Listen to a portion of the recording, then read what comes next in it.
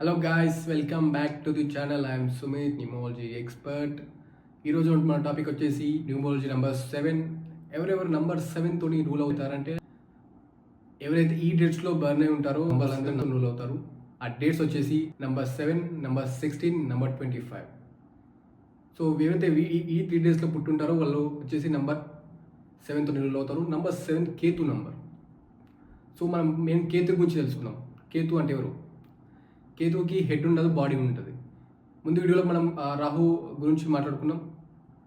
రాహుకి head ఉంటుంది కానీ body ఉండదు. సేమ్ అలాగే. సో కేతు యొక్క ఎవరైతే కేతుతో రూల్ అవుతారో, నెంబర్ 7తో రూల్ అవుతారో, వాళ్ళ యొక్క క్యారెక్టర్ ఏంటంటే మెయిన్ వచ్చేసి లో కాన్ఫిడెన్స్, సస్పీషియస్ నేచర్. వాళ్ళని అనుమానం పడతారు, అలాగే వేరే వాళ్ళని కూడా అనుమానం పడతారు అన్నమాట వీళ్ళు.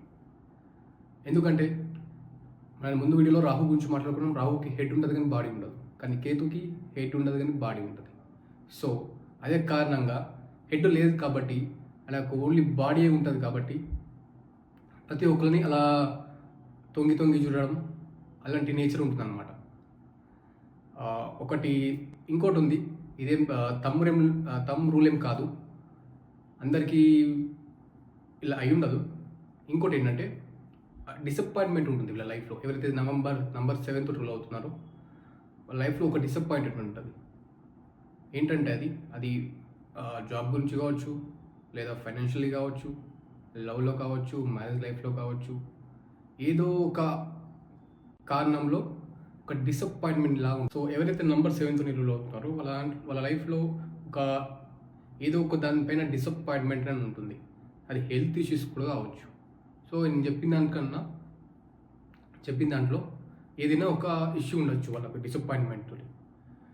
సో మనం కేతు గురించి ఇంకా మాట్లాడుకుంటే నెంబర్ 7తో రూల్ అవుతున్న వారు మెయిన్ రీసెర్చర్స్ అనమాట. కేతు రీసెర్చ్ ప్రొఫెషన్స్కి చాలా మంచి రిజల్ట్ ఇస్తారు. ఫర్ ఎగ్జాంపుల్ రీసెర్చ్ కానివ్వండి, డాక్టర్ కానివ్వండి, ఏదైనా హీలింగ్ కానివ్వండి, టీచింగ్ ఇండస్ట్రీ. ప్లస్ ఇంకోటి మెయిన్ ఏంటంటే మీరు ఎంతవరకు నమ్ముతారో తెలియదు, అకల్ట్ అంటే వేదిక్ ఆస్ట్రాలజీ, హీలింగ్, రేకి, న్యూమరాలజీ. ఇప్పుడు నేనైతే ఏ ఫీల్డ్లో ఉన్నానో ఆ ఫీల్డ్ అన్నమాట. సో ఇవన్నీ చాలా మంచి ప్రొఫెషన్స్. ఎవరైతే నంబర్ 7తో రూల్ అవుతున్నారో వీళ్ళు దాంట్లో చాలా బాగా పర్ఫామ్ చేస్తారు. వాళ్ళు ఇంకోటి ఎలా ఉంటుందంటే వాళ్ళది ఒక క్యారెక్టరిస్టిక్, వీళ్ళు ఎవరైనా సరే తొందరగా నమ్ముతారు. ఎవరైనా కానివ్వండి, తొందరగా నమ్మడం వీళ్ళ యొక్క మెయిన్ సెట్ బ్యాక్ అన్నమాట ఒకటి.